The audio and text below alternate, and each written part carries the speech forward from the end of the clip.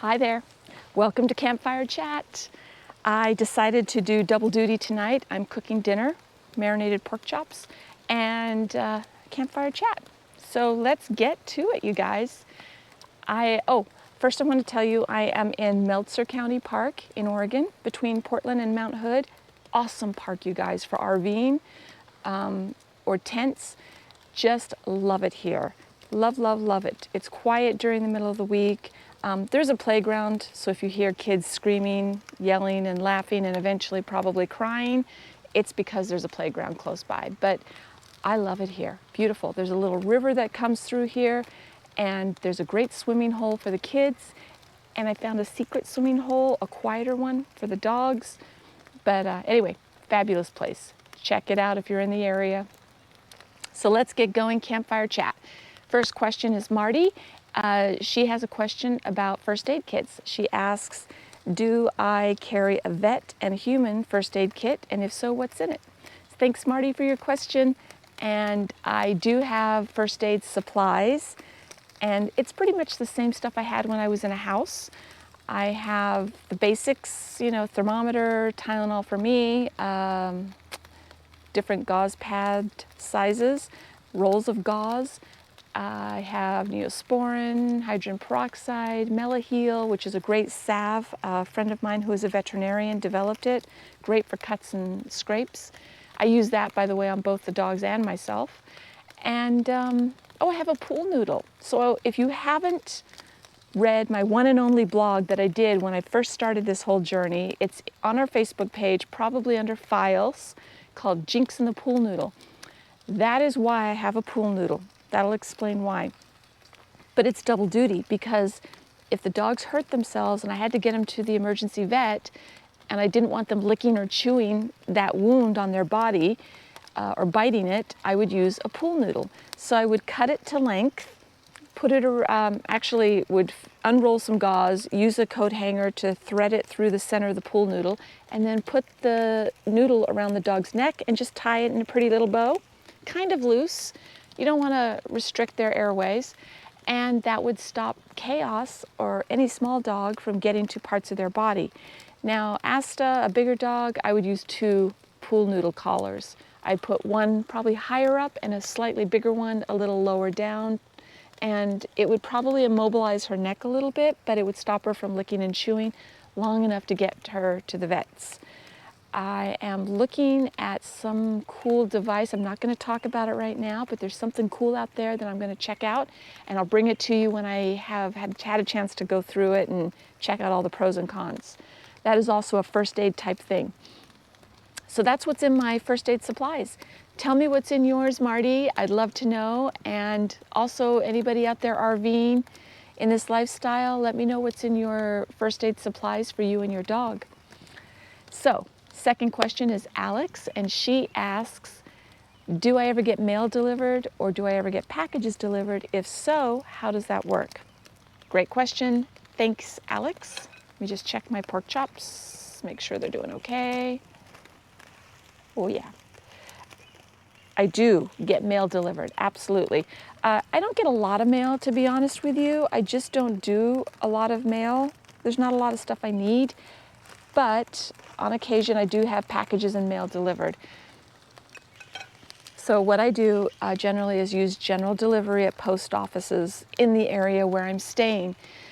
I know ahead of time if they do general delivery, because not every post office does. But if they do, I will forward that address to whomever is going to send me mail. And I usually know that the mail is coming. I always know the mail is coming, so I am ready for it, and I'm checking with the post office to see if it's in. Now, I have had a few packages delivered. Pretty sure you can do that general delivery, but I have used UPS, the UPS store.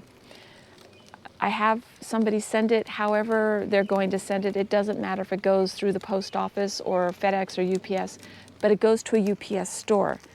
And when I was in Flagstaff, I had 2 100-watt solar panels delivered to the UPS store there, or one of the stores there.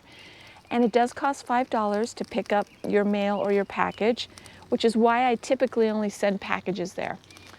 because packages generally are things I've ordered from Amazon and it's free shipping, so $5 to pick it up, not such a big deal. And I like that they're usually more conveniently located, easier to get to. When I was in Flagstaff, I used the UPS store because it was more convenient for me, and it was in a shopping area where I could get everything done, all my errands, laundry, groceries, pick up those solar panels, everything right in one big shopping plaza. So that's how I do that. Thanks for your question. Last question is from Crystal. And Crystal asks, what have I learned about making my life public and filming all the time? Thanks, Crystal, for your question. Yeah, I learned a couple of good lessons. When your life is public, as you would all already know, I don't tell you where I am at that moment. I wait until I've moved out of that area, and then I'll tell you about the area. I just don't tell people where I am when I'm actually on that location. So probably a big safety feature that everybody should be practicing. I'm sure that all YouTubers do that, and it's just a smart thing to do. What I learned as well about filming is I'm not good at multitasking. I actually kind of suck at it. I mean, there really is no such thing as true multitasking anyway, but when I am living my life in this rig with the dogs, I have so many things going on. I'm thinking about getting errands done. I'm always researching ahead where I'm going to go next, what kind of boondocking or camping is available, making reservations, all that stuff. And then making sure I have batteries and room on my SD cards for the cameras. That's just a lot for me. And honestly, half the time I forget to film. So I've kind of moved away from that a little bit and focused more on the dogs and training with the dogs. And in fact, that leads me to another point I'd like to make. And that is, you guys, we have some big stuff coming to you really soon. And we are going to focus more on training and more on the dogs in this general lifestyle. I did a poll recently on our Boundless Dogs Facebook page, and I got some great information. Thanks for doing the poll, for those of you that did it. That will help give me a better direction with this new project that's coming on board here shortly. So when it happens, I will post it on Facebook. So if you're not on our Facebook page, jump on. It's easy to join. Just click, you get accepted right away, and you will be the first to know when the exciting things happen. I will make a short video, but that'll come a little later once everything's up and running. So if you want to know and be a part of it, jump on Facebook, and I will post as soon as I have a timeline for you and as soon as I have everything in order. So thanks everybody for your questions.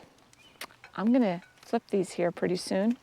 I'm gonna get back to my dinner, and I hope you come out and visit this park if you're ever out in this area. Well worth it, in my opinion.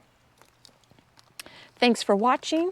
If you have any questions about this lifestyle, about the dogs, about training, just drop them in the comments below. I'll also put this on Facebook, so you can drop your questions there in Facebook underneath this video post, and I'll add them to the list, and next month I'll pull out 3 more questions and we'll talk. So thanks for joining us, you guys. Don't forget to like and subscribe on our YouTube channel. Help me to stay out here and keep doing what I'm doing, and help me to grow this channel and to offer you guys some training. Take care, you guys. Have a good evening. See you out on the trails.